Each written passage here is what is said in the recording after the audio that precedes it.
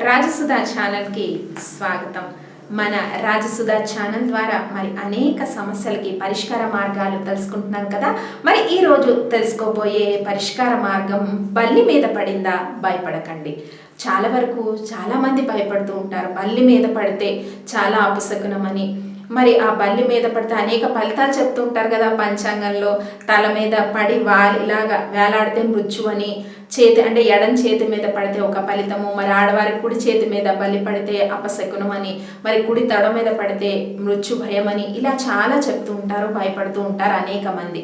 మరి బల్లి పొరపాటున అంటే ఇంట్లో చాలా వరకు మనం ఏదైనా పుస్తకాలు కానీ వంటగదిలో ఏదైనా కిచెన్లో పప్పు డబ్బాలు అవన్నీ తీసుకుంటూ ఉన్నప్పుడు పొరపాటున బల్లి మీద పడుతూ ఉంటుంది.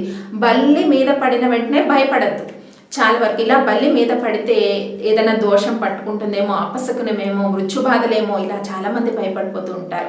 మరి ఎటువంటి భయాందోళనకి ఎవరు గురి అవ్వద్దు. బల్లి మీద పడగానే మరి చక్కగా మీరు ఎప్పుడైతే స్నానం చేసిన తర్వాత పడింది అనుకోండి, వెంటనే వెళ్ళి తలకి స్నానం చేసి కళ్ళుప్పు ఉంటుంది కదా, కళ్ళుప్పుని శివుడికి పెట్టి మరి ఎటువంటి దోషాలు నాకు కలగకూడదు అని చెప్పి శివుడికి దండం పెట్టుకున్నట్టయితే మరి ఏ దోషమైనా కూడా పోతుందట.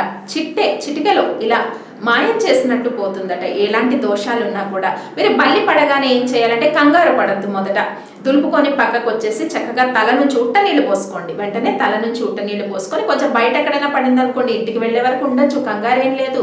ఇంటికి వెళ్ళిన తర్వాత ఉట్ట నీళ్ళు తల మించి పోసుకొని మరి ఆ బట్టలన్నీ కూడా మళ్ళీ ముట్టుకోకుండా పక్కన పడేసి కొత్త బట్టలు వేసుకొని చక్కగా కళ్ళుప్పును ఏ సమయం అయినా పర్లేదు, 12 గంటలు పడినా, 3 గంటలు పడినా, 2 గంటలు పడినా, ఎప్పుడైనా పర్లేదండి.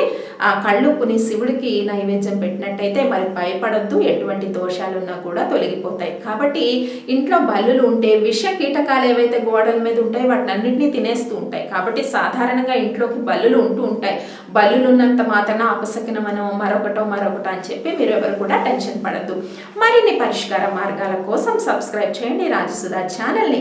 దీనికి మీరు చేయవలసిందల్లా నా రైట్ సైడ్ ఉన్న బటన్ని క్లిక్ చేయండి, అక్కడ ఉన్న రెడ్ బటన్ని క్లిక్ చేయండి, సబ్స్క్రైబ్ అవ్వండి. సబ్స్క్రైబ్ చేసుకోవడానికి మీకు ఎటువంటి ఛార్జీ అవ్వదు.